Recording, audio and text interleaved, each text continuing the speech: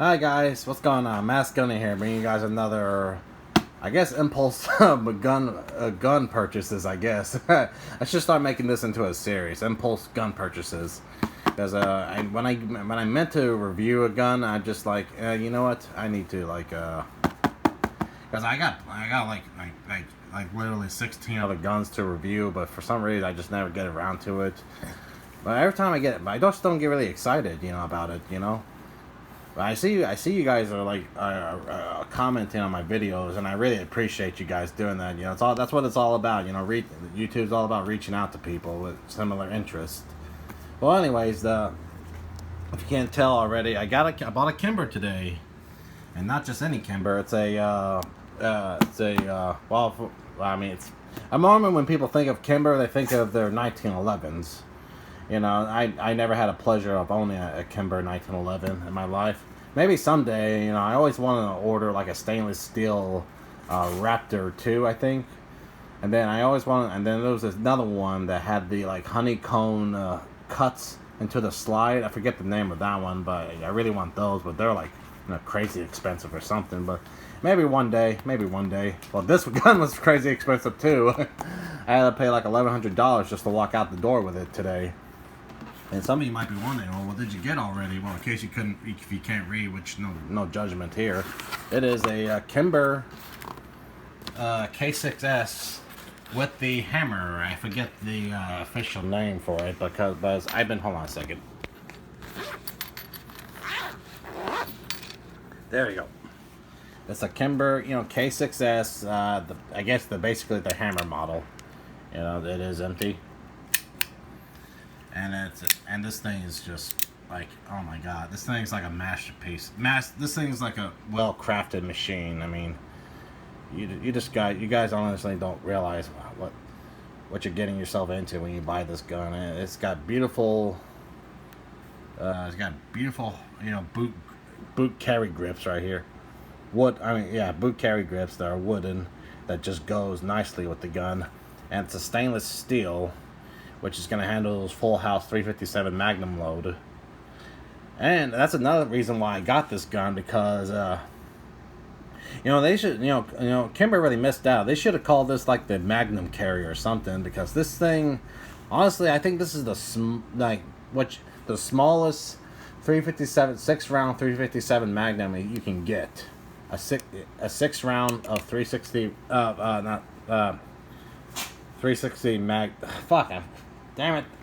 Hold on a second. The cats is just messing with the pork rinds. Go.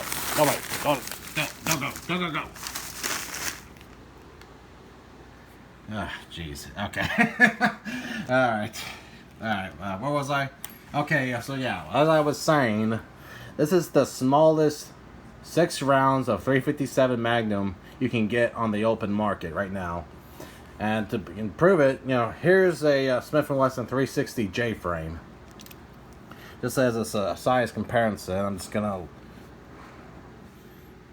like that, like just a little bigger. Maybe just the Kimber's just a tad bit bigger.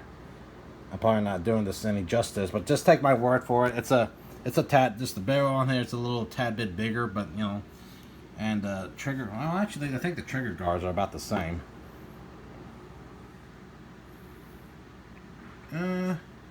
Yeah, I would say they're about the same. And this whole 6 rounds of 357 Magnum. Oh, and another sweet thing about this thing is, get this, it has a reset cylinder. I mean, look at that. Look how nicely cut that is. And if you don't know what a reset cylinder is, well, hold on a second. Let me just get a couple of rounds here. And don't worry, I'm going to be careful.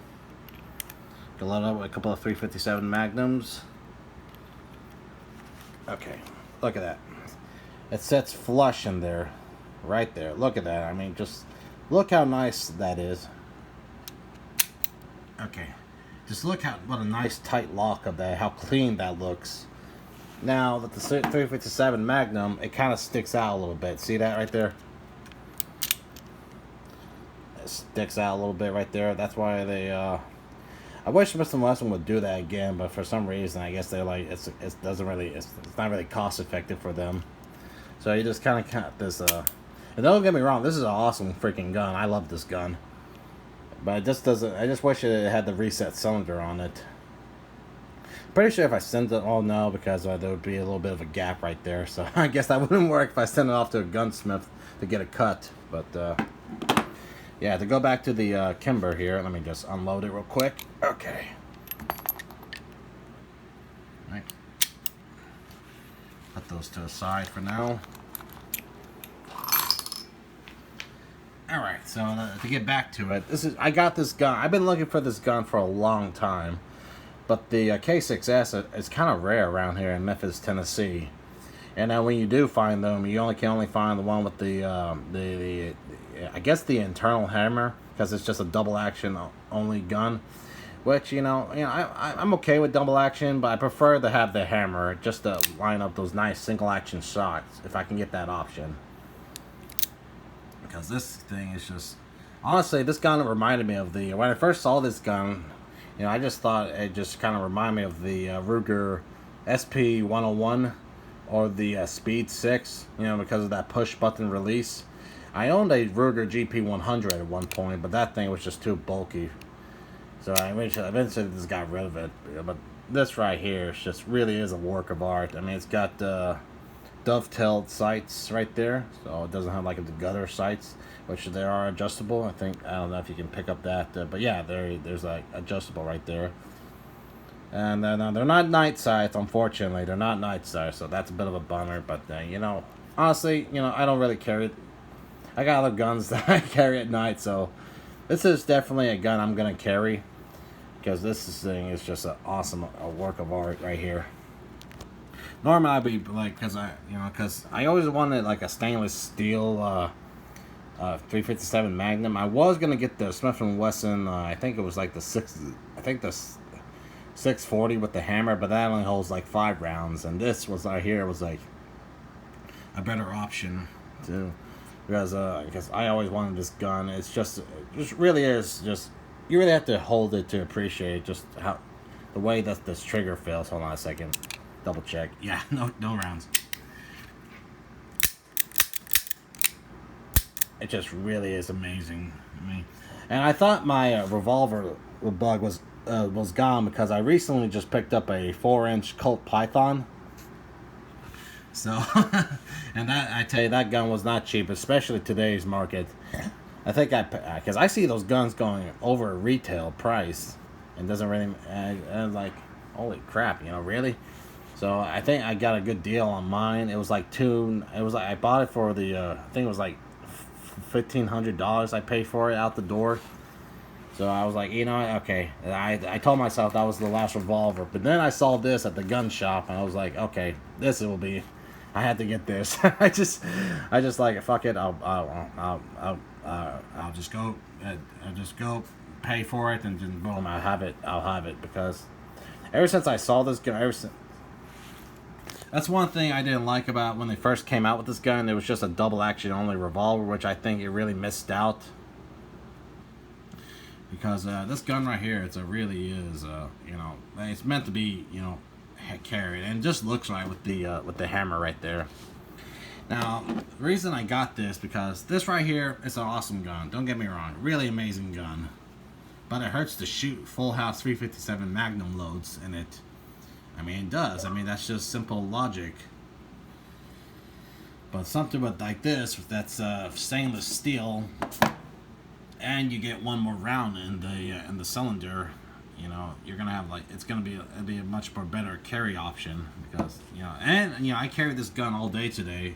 As soon as I got home, and it fits in my J-frame holster. Here, I'll show you guys. Yeah. It fits in there really snug. Like, the barrel sticks out a little bit on the edge there, but you can just mitigate that by either just pushing it inward a little bit. There you go. Yeah. And I'm gonna explore all the options, but yeah, carrying this like holster all day was like, I think this is like a well, there's a name right there. It's a really nice setup. I basically didn't feel it on me the whole day, and it was just a really nice carry option.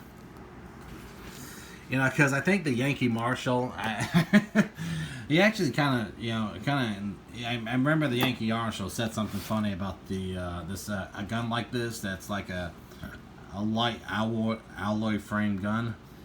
He said he made the comparison, if he was in the back alleyway and he was about to get raped by somebody, he would be like, well, it sucks to get raped.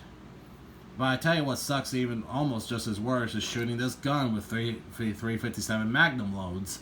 So he literally said like, well, it can either, I think I'm butchering the joke here, but it just really boils down to which more I'm in the mood for. So basically what he said. It was just, I remember thinking it was so funny but so true, because this does hurt to shoot like full house 357 Magnum loads in. Just not even just a full house, just this simple 125 grain jacketed hollow points. It's punishing the shoot out of that gun. I mean, I can do it with practice, but it's just like, in a stressful situation, you're not gonna be making that. It's a real crapshoot at that point. Now with this though, hold on a second. Okay. Now with this though, you gain a little bit more weight. I think this gun weighs in about 26 ounces.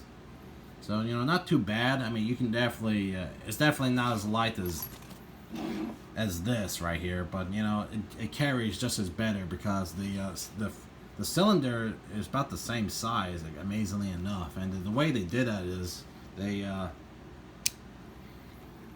really put those 357 Magnum chamberings really together. I mean, just look at that. Look how nicely cut that is, and how close they got it together like that. Kimber really pushed the bounds of innovation with this gun right here. Alright, there we go. Alright. So it's just, yeah, I mean, so I will be carrying this gun for a while, and then I'll give you guys a more in-depth review on it once I have a few rounds for it. Yeah, ammo's starting to show back up on the shelves over here, so I don't know about everywhere else, but over here, they're starting to show back up on the shelf. Still expensive as hell to shoot, so I won't be getting a whole lot. Maybe I'll just put like maybe just 200 rounds through it, just to get a good comparison. But this looks like a nicely built gun. I mean, you really are getting quality when you buy a gun like this. I mean, just look at the edges here. And it's funny because I don't see too many people talking about this gun. I saw one other guy on YouTube that actually talked about this specific model.